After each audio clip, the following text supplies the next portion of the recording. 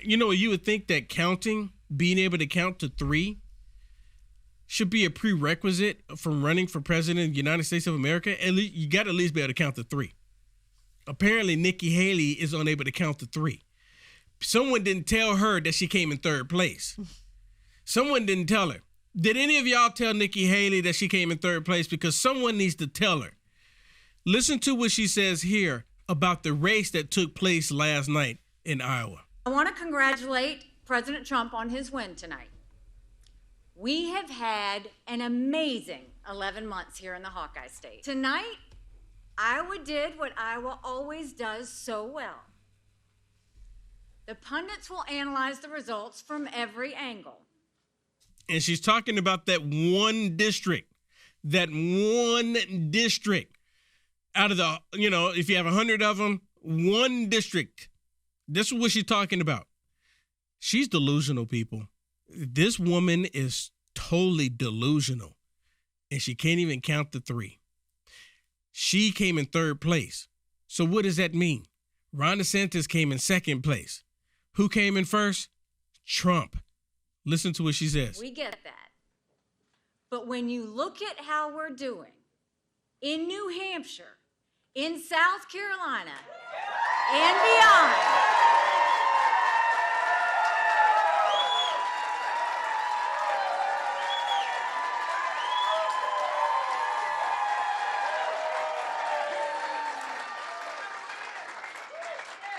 I can safely say tonight, Iowa made this Republican primary a 2-person race. Wait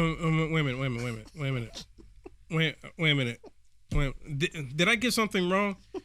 I mean, a 2-person race. So is 3rd place the new 1st place? Maybe that's what it is. She identifies as being number 1. Nikki Haley, that's what it is, everybody. Nikki Haley identifies as being number 1. She came in 3rd place, but what is that? What is that? Did someone tell her, Nikki, you came in 3rd place? So if anything, it's between Trump and Ron DeSantis. If anything, and I'm pretty sure everyone saw Vivek, he dropped out and he endorsed President Trump. And actually, he's going to be at the Trump rally tonight supporting Trump. Yes. He's going to be there supporting Trump. And you know what? Even though President Trump came out and they had this dispute going on and President Trump said this about Ramaswamy Vivek still came back and said, you know what? It's politics. It is what it is. And he threw his support in for President Trump. Yep, he called Trump last night after he won. And you know what's interesting? That Ramaswamy Vivek, he received 7.7%. Mm-hmm. That 7.7%, because he just endorsed President Trump, goes to Trump. So when Trump finished last night, when I stopped looking at it last night, he was at 51.4 or something like that. So that would put President Trump at least at 58%. President Trump made history last night. Well, he made his history without that. But I know he made history without that. If this was the Guinness Book of World Record, President Trump set the bar extremely high. Extremely high. Because if all he had to do was get 13%, 14% to beat the world record, President Trump ended up with 51%, now 58%, because all of that with Vivek went to him. But the government state media, none of them will acknowledge it.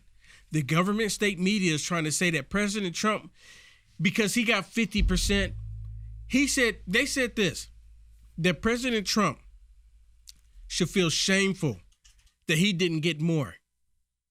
He got 50%. He broke records. And they're literally saying that President Trump should be shameful that he did not get more. Here, let me play for it. Let me play it for you. Here, look at this real quick. Obviously, it's a great night for Donald Trump, but he is an incumbent, and he is right around 50%.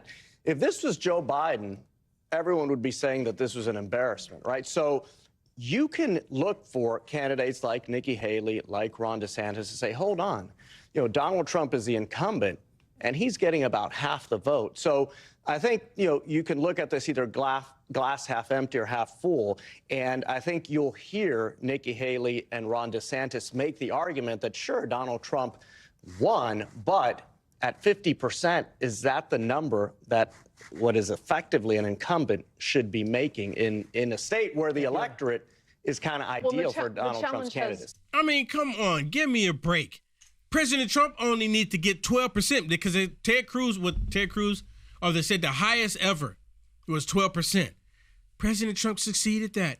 He took it through the roof. Biden's an incumbent, and his poll numbers are lower than Carson's were. Joe Biden, they're not even talking about Joe Biden. They're talking about Nikki Haley. I'm just saying. If you notice, none of the government state media is saying anything about Nikki Haley. None of them. You like the content Will Johnson is producing?